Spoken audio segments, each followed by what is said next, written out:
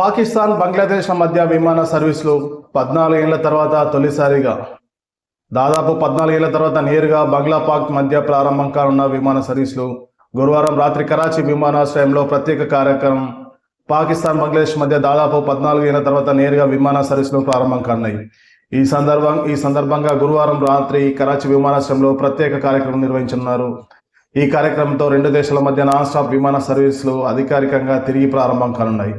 విమానయాన వర్గాల సమాచారం ప్రకారము బీమాన్ బంగ్లాదేశ్ ఎయిర్లైన్స్ చెందిన G341 విమానం ఢాకా నుంచి బయలుదేరి గురువారం రాత్రి 11 గంటలకు కరాచీలో ఉన్న జిన్నా అంతర్జాతీయ విమానాశ్రయంలో ల్యాండ్ కానుంది.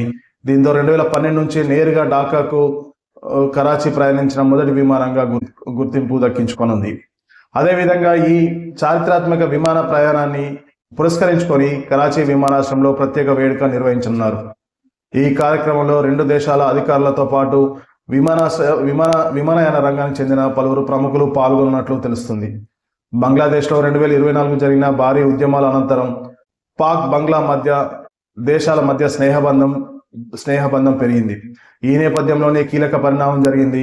ఇక తాజాగా పాకిస్తాన్ సివిల్ ఏవియేషన్ అథారిటీ అధికారికంగా అనుమతులు ఇవ్వడంతో బీమాన్ ఎయిర్లైన్స్ ఈ రూట్లో సేవలు ప్రారంభించేందుకు మార్గం సుగమైంది. పాకిస్తాన్ గగనతలంలోని నిర్దిష్ట ఎయిర్ కారిడార్లను ఉపయోగించుకునేందుకు కూడా అనుమతి లభించింది. కాగా ఇరు దేశాల మధ్య మళ్ళీ నేరుగా విమాన సేవలు ప్రారంభమవడం ప్రాధాన్యత సంతరించుకుంది.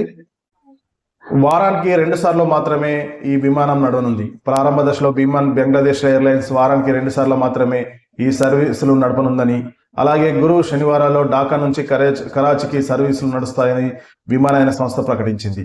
ప్రయోగాత్మకంగా మార్చి 30 వరకు ఈ సేవలను అనుమతినిచ్చారు. ఇదిలా ఉండ స్థానిక కాలమానం ప్రకారం ఢాకా నుంచి రాత్రి 8 గంటలకు బయలుదేరిన విమానం రాత్రి 11 గంటలకు కరాచీ చేరుకుంటుంది. తిరుగు ప్రయాణంలో కరాచీ నుంచి అర్ధరాత్రి 12 గంటలకు బయలుదేరిన విమానం ఉదయం 4 గంటల 20 నిమిషాలకు ఢాకా చేరుకుంటుంది. ఇప్పటి వరకు బంగ్లాదేశ్ పాకిస్తాన్ మధ్య ప్రయాణించే ప్రయాణికులు దుబాయ్ దోహా విమానాశ్రయం ద్వారా ప్రయాణించాల్సి వచ్చేది. దీనివల్ల సమయం ఖర్చు రెండూ ఎక్కువయ్యాయి. నేరుగా విమానాలు ప్రారంభం కావడంతో ప్రయాణికులకు ఇవి 2 రకాలుగా ఆదా కానున్నాయి. ఈ విమానం ఆపరేట్ గురించి గత ఏడాది నుంచే ఇరు దేశాల మధ్య చర్చలు ప్రారంభమయ్యాయి. ఇరు దేశాల మధ్య వాణిజ్యం, పర్యాటకం, వ్యాపార సంబంధాలను బలోపేతం చేయాలనే ఉద్దేశంతో గత ఏడాది నుంచే చర్చలు జరుపుతున్నాయి. 1971లో బంగ్లాదేశ్ పాకిస్తాన్ నుంచి విడిపోయి స్వాతంత్రం సాధించింది. ఆ తర్వాత ఇరు దేశాల మధ్య సంబంధాలు ఎప్పటికప్పుడు మారుతూ వచ్చాయి. గత కొన్ని సంవత్సరాలుగా రాజకీయ, దౌత్యపరమైన కారణాలతో నేరుగా విమాన సేవలు నిలిచిపోయాయి. గత ఏడాది ఆగస్టులో పాకిస్తాన్ ఉప ప్రధాని, విదేశాంగ మంత్రి ఇషాక్ దార్ ఢాకా పర్యటన సందర్భంగా ఈ విమాన సేవల పునఃప్రారంభంపై తొలిసారిగా ప్రకటన జరిగింది. ఆ పర్యటన కూడా దాదాపు 10 ఏళ్ల తర్వాత జరిగిన ఉన్నత స్థాయి భేటీగా గుర్తింపు పొందింది. అలాగే పాకిస్తాన్ బంగ్లా సంబంధాలు కూడా మెరుగుపడుతున్నట్టు సమాచారం. బంగ్లాదేశ్ మాజీ ప్రధాని షేక్ హసీనా హయాంలో భారత్ బంగ్లా మధ్య సన్నిహిత సంబంధాలు కొనసాగాయి.